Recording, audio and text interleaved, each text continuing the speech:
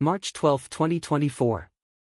That's the day I moved into what I thought was my forever home. A fresh start.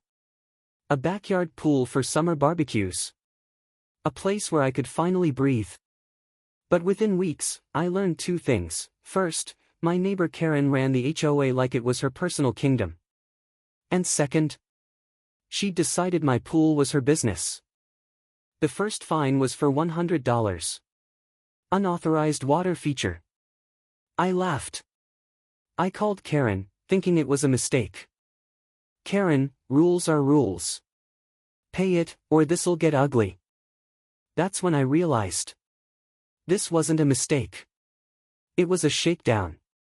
Karen didn't just want me to follow rules. She wanted me to beg. To surrender. But here's the thing, my house. It wasn't even in the HOA. I showed her the paperwork. The county records. The law. She didn't care. The fines kept coming. $10,000. $20,000. Then, $40,000.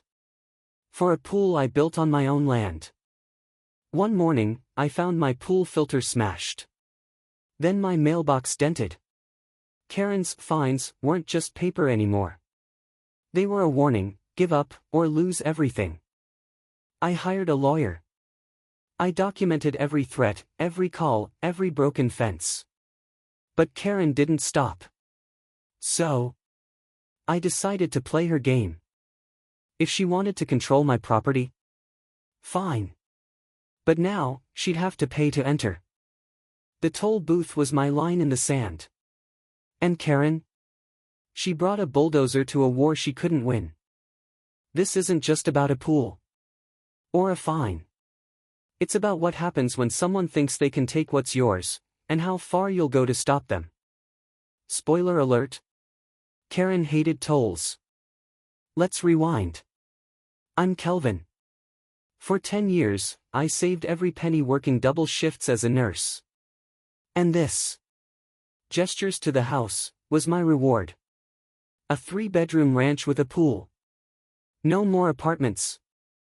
No more shared walls. Just peace, quiet, and a little slice of freedom. I'd lived here 3 weeks when I met Karen. And honestly, at first, I thought she was nice. Welcome to the neighborhood. I'm Karen, HOA president. We're so glad you're here. Leans in, lowering her voice. Just a heads up, the previous owner let the hedges get wild. Let's avoid that, okay? I didn't think much of it.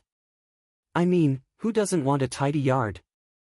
But then, she'd stop by, just to chat, but her eyes were always scanning. Judging. One day, she finally said it: your pool's too loud. The water? Is it too loud? Karen. Splashing. Laughter. It's disruptive. HOA guidelines require noise permits for recreational water features. That's when I dug into the paperwork.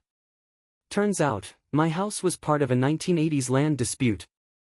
The HOA boundary circles a line on the map, ends 12 feet from my porch.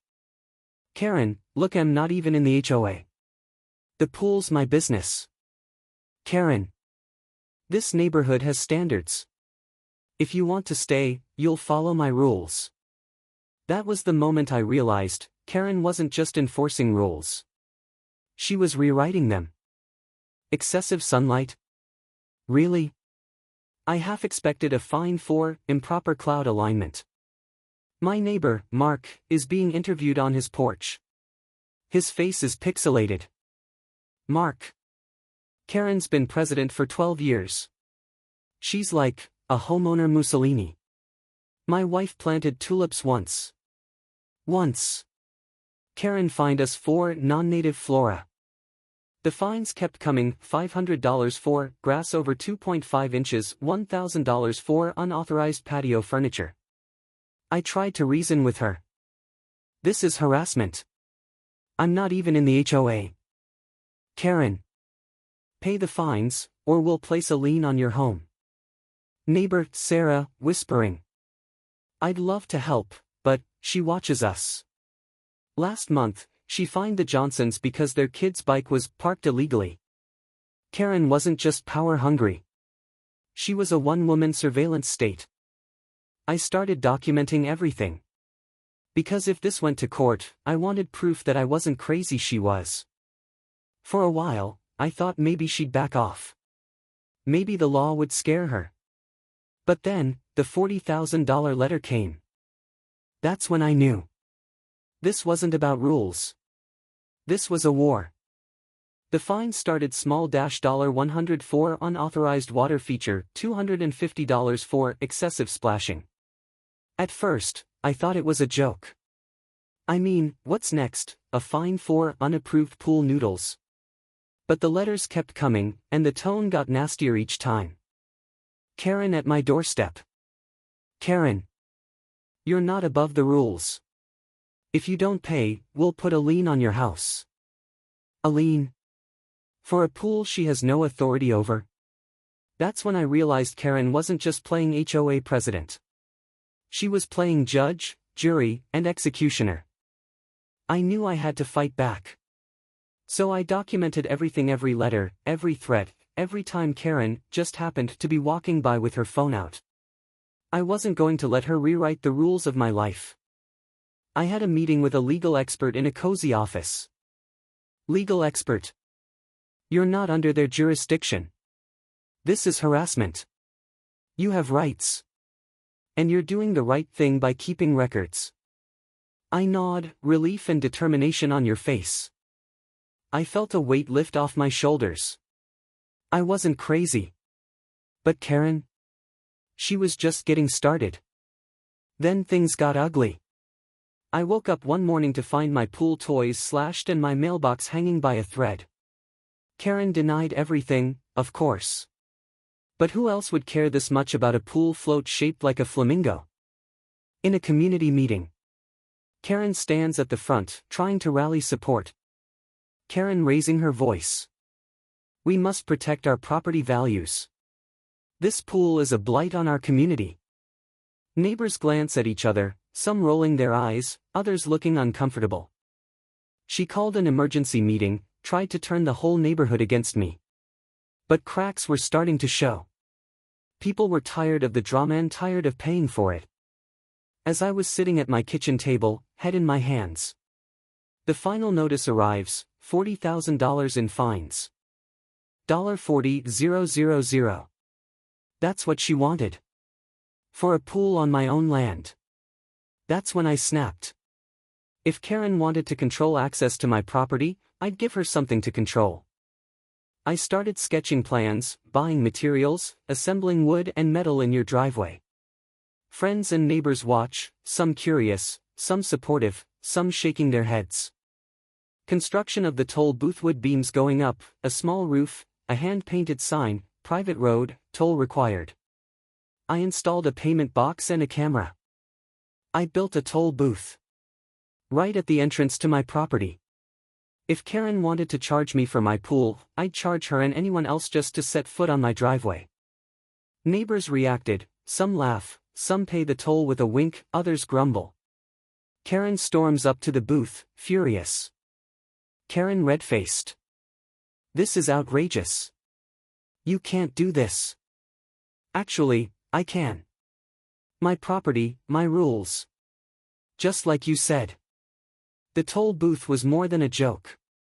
It was a line in the sand. And suddenly, the power Karen thought she had, it started slipping away. I never imagined a toll booth would become the most famous landmark in the neighborhood. But there it was, bright, bold, and impossible to ignore. It started as my line in the sand, but it quickly became something bigger. A symbol. A statement. And, apparently, a local tourist attraction. I even got tagged in a meme, toll troll defender of the driveway. I'll admit, I laughed. But the best part? People started coming forward with their own stories. Turns out, I wasn't the only one who'd been steamrolled by the HOA. Neighbors, faces blurred or in shadow, share their stories. One was fined for a garden gnome. Another for a flag. A third for chalk drawings on the sidewalk. Their voices are tired, but there's a new spark of hope. Neighbor 1. Karen fined me $200 because my daughter's bike was parked illegally. I thought it was just me. Neighbor 2. She once threatened to tow my car for being too red. Who knew that was a violation? As the toll booth became a gathering place, the stories poured out. The fear that had kept everyone silent for years was finally breaking. We realized we weren't alone. And together, we could do something about it. With my documentation and legal backing, I filed a formal complaint. Every letter, every threat, every late-night inspection, it was all there.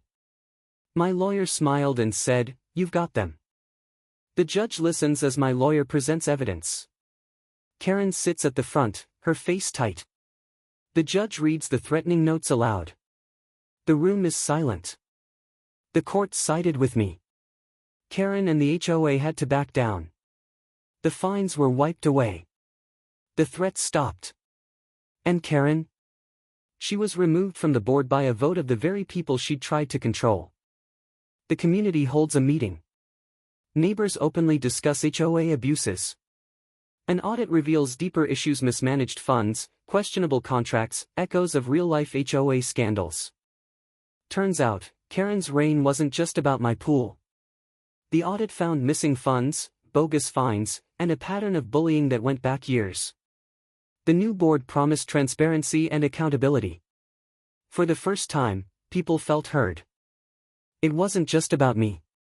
It was about standing up for our rights and for everyone who'd ever been bullied by someone in power. The neighborhood started to heal. People smiled more. Kids played in the street again. And the fear? It was gone. The toll booth is still there, a reminder that sometimes, you have to build your own barriers to keep the bullies out. And that justice, though slow, is worth fighting for. Would I do it all again? In a heartbeat. Because in the end, it wasn't just about a pool or a toll booth. It was about freedom. About community. And about the simple truth that nobody, no matter how loud or powerful, gets to take away your peace of mind. If you've made it this far, you've seen just how far one person can go to stand up for what's right. But here's the truth: I'm not special.